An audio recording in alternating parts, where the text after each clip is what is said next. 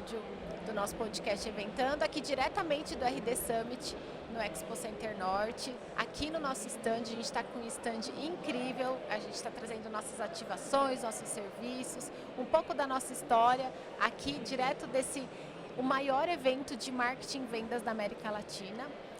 E a Crosshost está aqui, montou um estúdio para a gente dentro do nosso stand, que é onde a gente vai levar para vocês mais sobre a vida de eventos, mais inspiração, mais conhecimento. E agora a gente está com uma pessoa aqui que eu assisti uma palestra dela há pouco tempo e eu fiquei de boca aberta. Porque é o nosso trabalho, né? Quando a gente entrega um evento, a gente tenta sempre contar uma história, ou pelo menos se a gente não entrega, no momento que a gente está fazendo a nossa proposta, é sempre uma história que a gente conta, tudo na vida, né? Então, vou parar com o spoiler e eu vou ler sobre ela, tá? Ela é sócia, diretora de negócios na SOAP, empresa referência em comunicação corporativa e treinamentos para apresentações profissionais.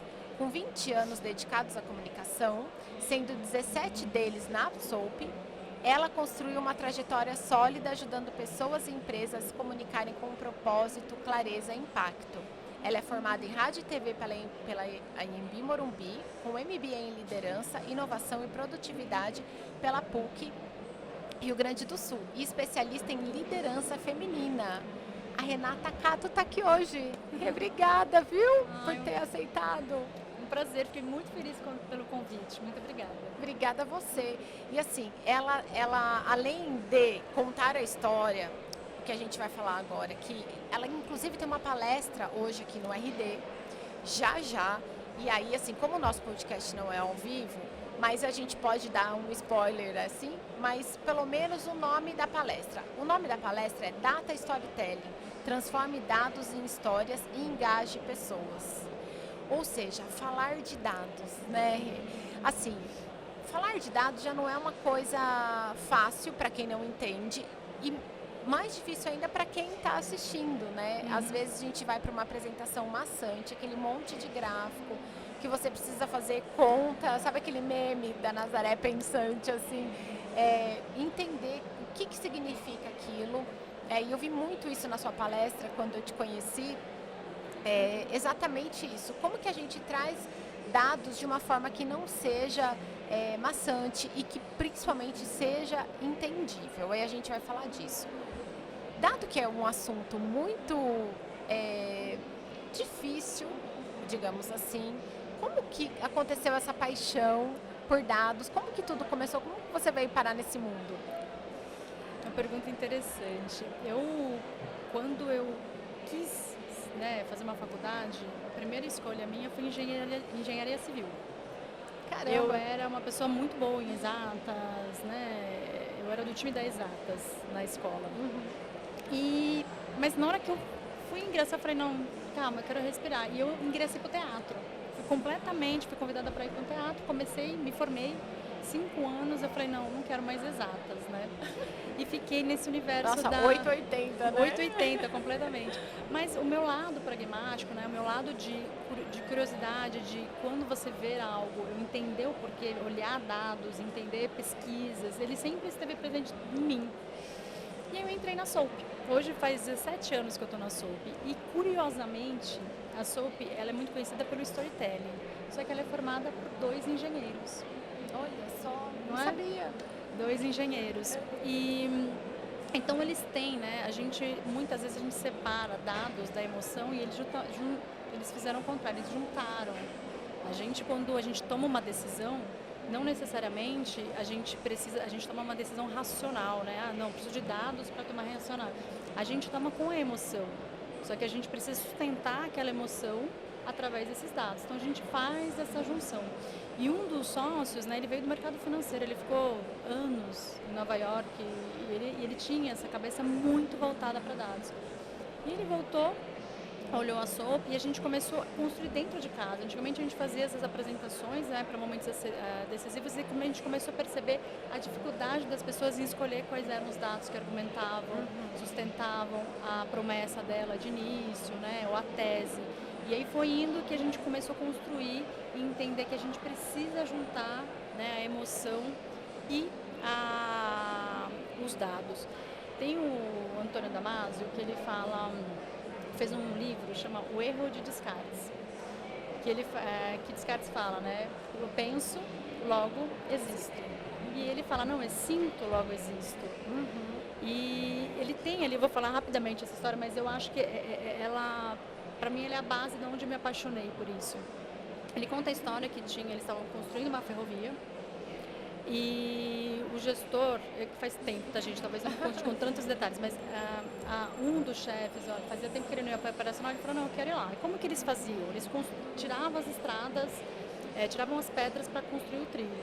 Então ele pegava, furava a pedra, colocava pólvora, areia, pegava um bastão de metal, socava ali, colocava um fio, punha o fogo, e explodia a pedra. Era dessa forma. Essa pessoa fazia muito tempo que ela estava operacional, foi lá, só que ela esqueceu de colocar areia. Na hora que ela colocou o bastão, aquele bastão de aço voltou, passou no cérebro dele, assim, cérebro para lá e para cá, caiu, tal, morreu, não morreu. Depois de muito tempo se recuperou, começou a perceber nele uma incapacidade de decisão. Ele não conseguia decidir se quer café ou se quer água, o que você quer. Ele não tinha essa capacidade de decisão. A partir daí começaram estudos, ele teve vários problemas, né? Essa pessoa teve que se afastar, enfim, de relacionamento com a família, muitas coisas. Mas começaram a perceber que as emoções, você toma as decisões também baseadas na emoção, porque a parte do cérebro dele que foi tirada era justamente onde era responsável por esse lado. Então, com isso, você fala, eu preciso dos dados e eu preciso da emoção, eu preciso juntar isso. Por isso que o Data Storytelling eu acho que é um assunto tão relevante, né, dentro da realidade corporativa, porque muitas vezes você olha os números, você está numa reunião, você fala, não, faz muito sentido, mas tem algo em você que não te convence para tomar uma decisão. E aí que o storytelling, que a emoção precisa andar junto. Sim, sim. Né? Não, e faz todo sentido. Você falando, até a gente estava comentando agora há pouco, música, o que você traz para sua apresentação, seja ela uma apresentação em palco, que nem você vai fazer hoje, uma apresentação em uma reunião, uma apresentação em resultados, né? Então, como que você, até eu tinha escrito aqui, é importante usar emoção? Eu escrevi e você disse sim. E como esse desafio, eu sei que é expertise de vocês, mas só para a gente instigar, como que acontece colocar essa emoção dentro de uma apresentação tão séria, mercado financeiro, por exemplo, você deu inclusive esse exemplo, como que faz? Eu na palestra, eu cito, tem várias metodologias, né? Mas na palestra que eu faço, eu cito as portas de Yucachal.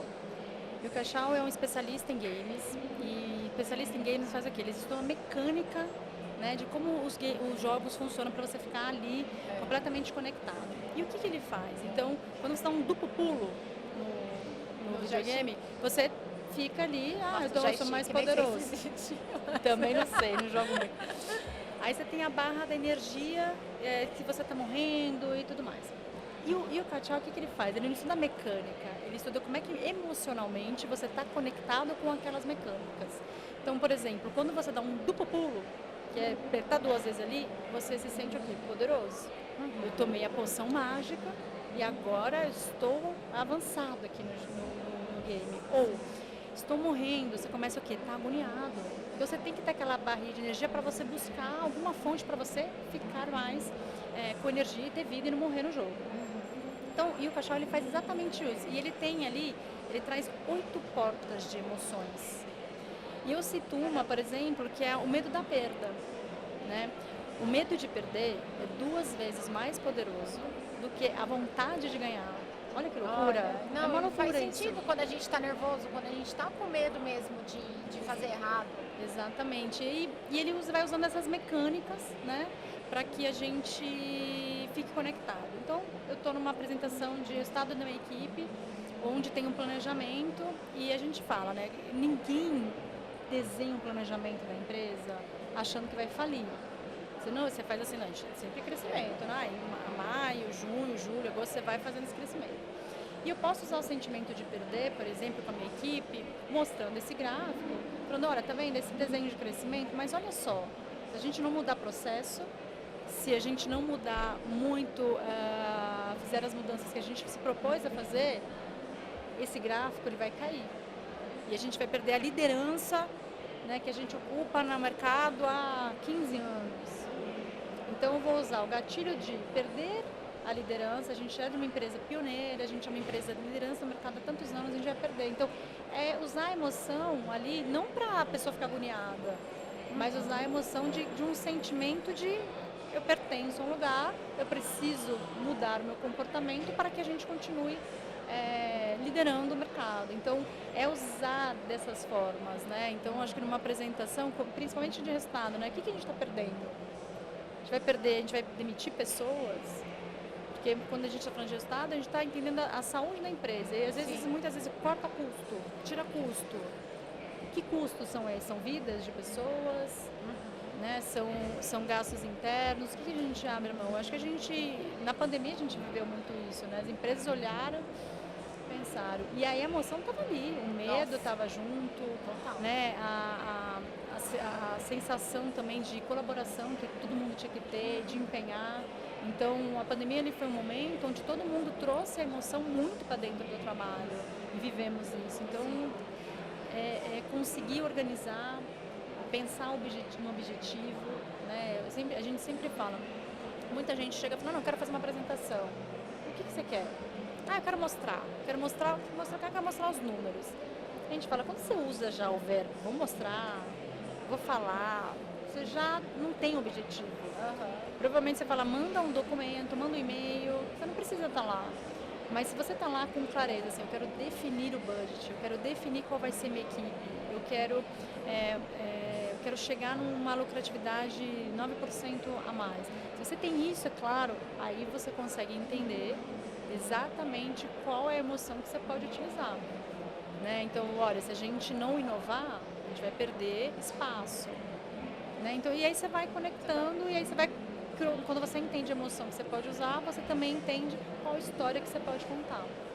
E Rê, tem treinamento para isso? Tem. Conta mais. A Soap, ela é boa essa pergunta, porque assim, a Soap, ela nasceu há 23 anos atrás. E ela nasceu para fazer as apresentações no estado da arte. Então a gente ajudava as pessoas com uma metodologia simples de pensar na estratégia, né, antes de você falar. O que você quer falar? Quem é a sua audiência? Quais são as objeções que você precisa? A partir disso, a gente criava uma narrativa que tinha que ser coerente com a audiência. Então, eu vou numa audiência que faz sentido eu usar metáfora, legal. Depois a gente ajudava as pessoas visualmente, né, construir algo que impactasse, porque o visual também conta. Né? Às vezes um visual vale mais do que um discurso inteiro. E depois a performance, né? Como é que você fica de maneira presente e você passa credibilidade e autoridade quando você fala. E a gente fazia isso ao longo do tempo e todo mundo falou, mas eu queria aprender a fazer. Como que a gente faz? E aí a gente abriu uma nova frente de negócios, que é a área de treinamento da Soap. Começou com os treinamentos básicos de apresentações, visual, oratória. Hoje a gente já tem mais de 15 treinamentos, né, de portfólio e a gente customiza conforme a necessidade das pessoas. Então, olha, Renata, eu quero treinar aqui minha equipe para saber contar história, para montar um storytelling. A gente tem tanto de apresentações e eu tenho um que é só de storytelling. Porque o storytelling você pode criar e aí eu vou utilizar onde? Eu vou fazer um vídeo na internet, vou fazer um blog, vou fazer um e-mail. É um treinamento específico para a criação, né, das histórias, para ser utilizada em qualquer circunstância que você tem dentro do mundo corporativo. Maravilhoso. Assim, o nosso público aqui é a galera de eventos, né? Tanto quem planeja, quem cria, quem produz, quem está atrás, quem está na frente. Então, e a gente sempre acaba apresentando de alguma forma, né? Ou a gente apresenta para o cliente na hora de vender o projeto, ou a galera da produção apresenta, que hoje de manhã estava 10 pessoas reunidas e a Master falando para todo mundo as coisas do dia. Então, são vários tipos de apresentação, né? E aí, eu até queria entrar num ponto que você hoje vai subir num palco com 5.000 pessoas lá te esperando. É, e você disse que vocês também preparam isso. Então, como que, dando spoiler já, então até a gente falando do treinamento que vocês fazem, com o que você vai falar lá, como lidar com esse frio na barriga? Eu vou te dar um exemplo. Eu não estou no meu lugar mais seguro do mundo. Né? Meu negócio é planejamento de evento, é ficar sentadinha lá em reunião. E aí, assim, quem assiste sabe, a gente está mais de 20 episódios, mas sempre para mim é um desafio. Subir no palco, então, a gente comida de café, também é um desafio. Então, estou levando essa pergunta para o lado pessoal, mas eu sei que muita gente também vive isso, porque não, quem quer ser palestrante, ou sei lá, se é um dom, ou meu sonho da minha vida é subir no palco, até entendo, mas assim, para nós, seres humanos normais, que a gente está aqui, do nada a gente precisa apresentar. Como lidar com esse frio na barriga, se existem processos, eu queria também que você, vou queimar tudo numa pergunta só. Algum ritual que você acha que é legal? Sim. Você sabe que esse medo, né, esse receio, esse frio na barriga, é um dos maiores medos da humanidade. É mesmo? As pessoas têm medo de avião, de cobra e falar em público. Nossa. Então é muito comum, né? Porque quando a gente vai no público, a gente entra num lugar de julgamento, a gente acha que as pessoas não querem julgar. E aí a gente não quer ser julgada, a gente quer pertencer. Então tem todo um lado psicológico para a gente trabalhar. E a gente faz coaches de forma individual também com as pessoas, né, para os executivos. Eles precisam se expor cada vez mais agora, né? CEO tem que se expor, se a gente faz um trabalho com os executivos. Mas eu falo o seguinte, treino. Acho que a palavrinha que a gente fala é ensaio, treino. Então a primeira coisa, eu estou confortável com o conteúdo, então se empodere de conteúdo, leia, né, muitas vezes faça a passagem e depois treine, mas assim, treine de forma incansável. Eu vou, por exemplo, no RD, mas eu passei o final de semana treinando. Eu simulo de verdade, assim, eu simulo com o microfone na mão, eu simulo com o passador, eu fico imaginando o palco, eu pus minha mãe como audiência, mãe, senta aqui, tal, fiz, porque o nosso cérebro, ele entende, a partir do momento, ele não consegue falar, não, isso é verdade, isso é mentira, ele entende o que está acontecendo, qual é a sua emoção. E é engraçado que eu fiz a simulação, dá um frio na barriga ali, né, principalmente quando você tem uma audiência mesmo. E aí você vai treinando o seu corpo a entender que aquele momento é um momento seguro, porque você já sabe, você já está conhecendo. Então, eu acho que se eu tivesse que dar um conselho, é o treino, a simulação, para o seu corpo acostumar. Eu gosto de dar um exemplo bem, assim, que não tem a ver com o universo corporativo, mas eu acho que o treino ele faz muito sentido para o cérebro humano. A seleção alemã, né, de futebol, quando veio jogar aqui no Brasil, eles treinavam no campo com caixas de som, simulando uma torcida, porque eles sabiam que eles iam entrar em campo e eles não iam escutar outra coisa que não fosse a torcida brasileira. Então eles prepararam o cérebro deles para viver aquela emoção. Você tem que mostrar, cérebro, isso aqui, como é que se comporta, e você vai acostumando o seu cérebro. E óbvio, né, eu sempre falo, você está garantida no seu conteúdo, você está respirando, né, você está ali consciente. 1 minuto antes eu gosto de fechar meus olhos, respirar, ter palavras gentis para mim mesma, sabe, de estou aqui porque mereço, estou aqui, porque você está aqui fazendo, não sou, mas você faz muito bem, você não está aqui à toa, você está no lugar que você merece, e junto com respiração. Respirar, faz os mantras positivos e vai, porque você percebe que muitas vezes eu entro no palco, os 2 primeiros minutos eu tô estranha, eu tô meio assim, meu Deus. Daqui a pouco vai, flui, né, assim, e acontece coisas que a gente acha que as pessoas estão percebendo, elas não estão percebendo. E uma outra dica que a SOP dá muito é o seguinte, quando você vai se expor, você fazer a listinha de oportunidades e a listinha de ameaça. Então, assim, você está sentindo medo, quais são as ameaças? O que pode te acontecer? Vão me julgar. Aí você vai colocando essa listinha de ameaças. E depois fala, quais são as oportunidades? E o que eu ganho? Porque a gente só pensa no que a gente pode perder, mas o que você vai ganhar? Né? Então, às vezes, projeção na sua carreira, você vai, nossa, eu vou realizar um sonho que eu sempre gostei de falar, eu vou expor as minhas ideias, um espaço. Aí você começa a fazer todas as listinhas das oportunidades e consegue você ver quanto, 3 coisas hipoteticamente, e você nem sabe, né, se de fato alguém vai te julgar o jeito que você está achando que alguém vai te julgar. E aí você começa a se tornar pequeno, né? E aí eu acho que é ter coragem, né? Se jogar e ir. Que eu acho que tem todo sentido, que me ajudou. Quando você vai falar sobre alguma coisa, você tem domínio naquele assunto. Também você não vai poder chegar aqui, eu vou, sei lá, falar sobre qualquer coisa de exatas, por exemplo, que não é o meu caminho. Se você tem o domínio, você precisa saber o que você está falando. As pessoas vão ter um conhecimento maior a partir do que você está falando. Uhum. Então, assim, a coragem que você disse, primeiro que é o primeiro passo da coragem. E você ter o domínio no assunto é o que também pode te deixar mais tranquilo. Você não ficar vulnerável, falar assim, nossa, eu vou falar uma besteira e agora assim todo mundo vai me julgar. Ou eu realmente estarei errado e virarei meme no dia seguinte, né? Então, e isso está muito linkado a uma coisa que você falou rapidamente, mas eu até que estou falando tudo isso para linkar uma coisa. O estudo, né? Então, você pegar algo e estudar. Então, assim, tem um ensaio, mas que é depois do seu estudo. Você estudar o assunto profundamente, estudar a pessoa.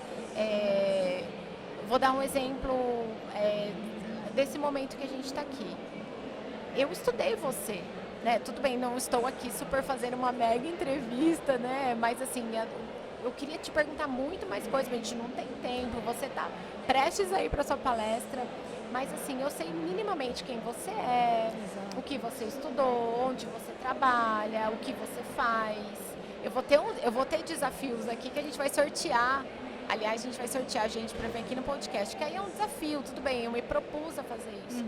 Mas vou subir num palco para fazer uma palestra, minimamente eu vou estudar o assunto, né? Exatamente. A gente fala muito que as pessoas enxergam às vezes só um recorte, né? Tá ali e... Cara, por trás, né, dessa visibilidade que a pessoa tem muito estudo, tem muito preparo. E são preparos de anos. Por exemplo, eu estou há 17 anos, eu falo, há quase 30 anos eu estudo comunicação. Então, porque eu comecei com teatro lá atrás, eu era jovem, eu tinha 17 anos, hoje faz quase 30 anos. Então, e fiz cursos, milhares de cursos. E não para, né? E não paro, né? Eu fiz recentemente agora um do MIT de pensamento analítico. Que legal. Porque aí eu quero entender também um pouco esse lado mais das exatas para eu conseguir cumprir e trazer essas informações, né? Esses critérios que acho que a análise crítica também é importante. Então eu vou juntando conhecimento e para isso vai me dando base e vai me dando segurança, né? E eu acho assim, não sei se vou fugir um pouco do que você trouxe, mas eu acho que é importante a gente falar, que é como eu falei que eu gosto do universo feminino. A gente, principalmente as mulheres, né, tem muito sobre a síndrome da impostora. É verdade. Então, assim, você tem conhecimento, você tem base, você tem tudo, mas às vezes você não se sente preparado. E aí é uma questão emocional mesmo, né? Tem vários dados que comprovam isso, que mulheres elas não se candidatam para vagas se não tiver 100% com todos os requisitos preenchidos. E os homens com 60% já se candidatam. Então, eles se candidatam e entram, né? E entram. Porque é isso, a gente busca uma perfeição que não existe. Acho muito legal você ter trazido isso. Então, sim. é entender os dados, é estudar e treina incansavelmente, assim.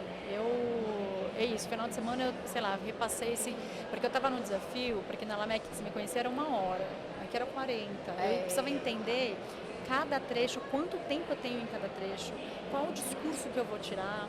Então, para isso, eu precisava me sentir segura. Então, eu fiz a primeira passagem, deu 42 minutos. Eu falei, não dá. Aí eu fiz a segunda passagem, deu 36. Falei, também não dá.